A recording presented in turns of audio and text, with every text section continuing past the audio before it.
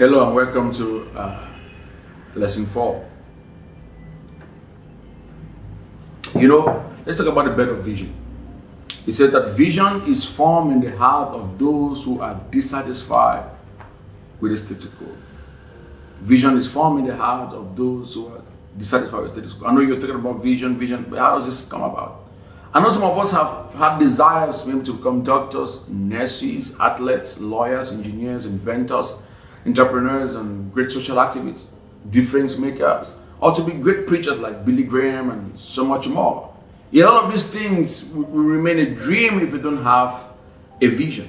And I want it to be clear for each one of us that you must know the vision for your life. You must know what will be said of you or what people remember about you when you are dead and long gone. You must know what legacy you will leave behind.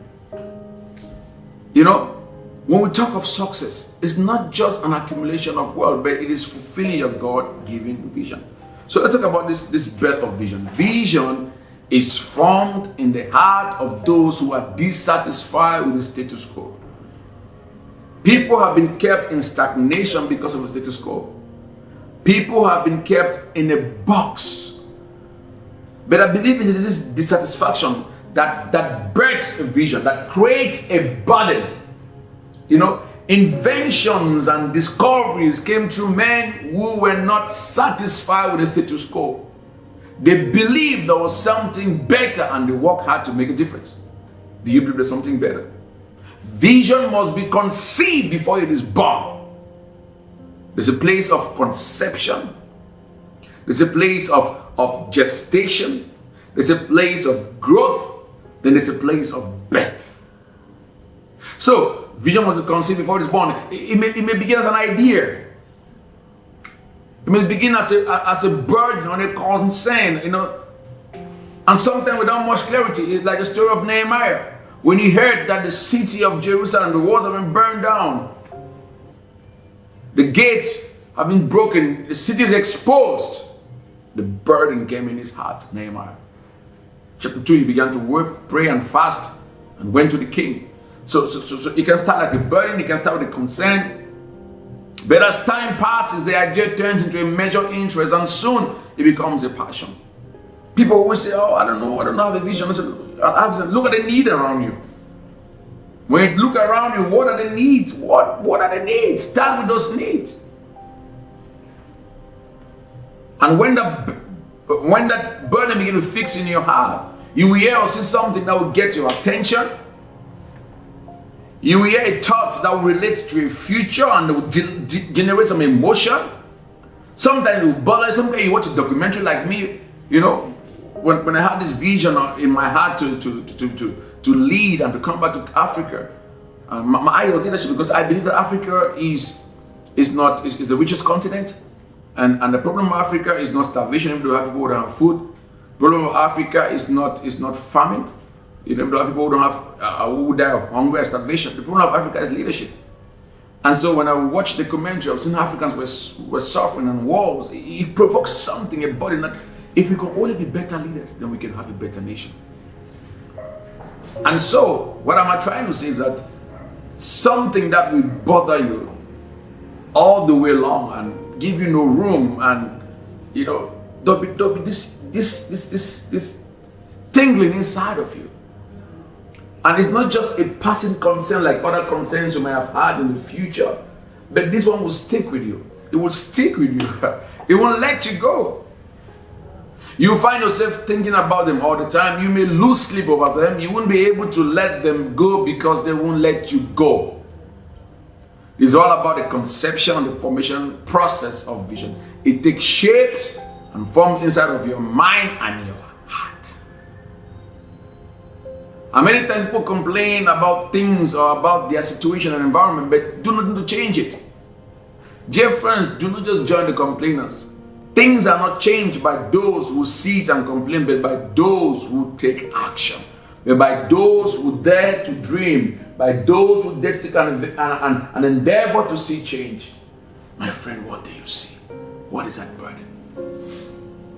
You're in this course, or listen to this course right now, taking this course, then you fall under the category of those who want to make a difference. Those who see beyond their present. It all starts with a vision. I like the story of Isaac Watts.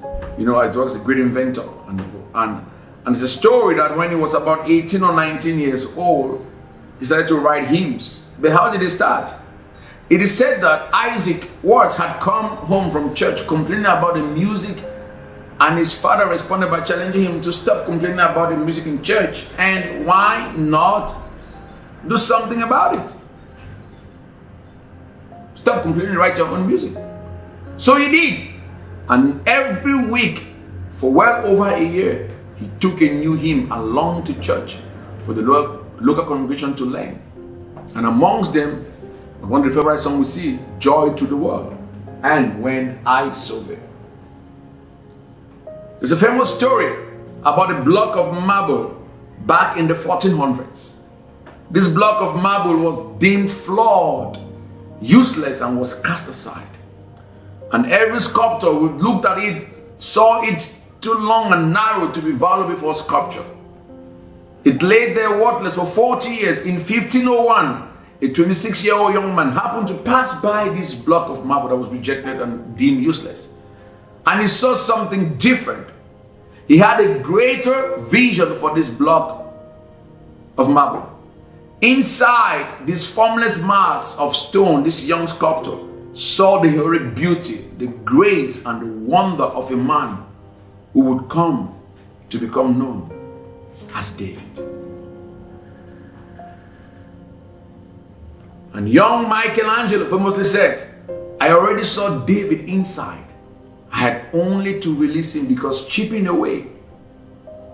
I was able to release him by chipping away at the marble that trapped him inside. It is said that we are not limited by our abilities or by our current circumstances. We are only limited by our vision of what can be.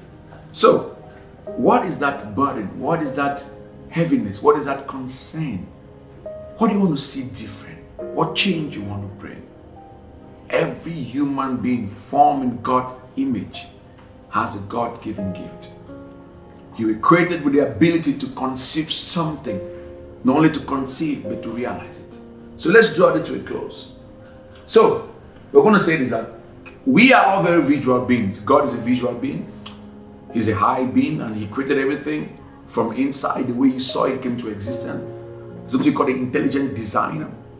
You know, our eyes take in about 4 million bits of information every second. 4 million bits of information every second. Our imagination processes it and forms a 3-dimensional or 4-color picture and puts that picture into creative motion.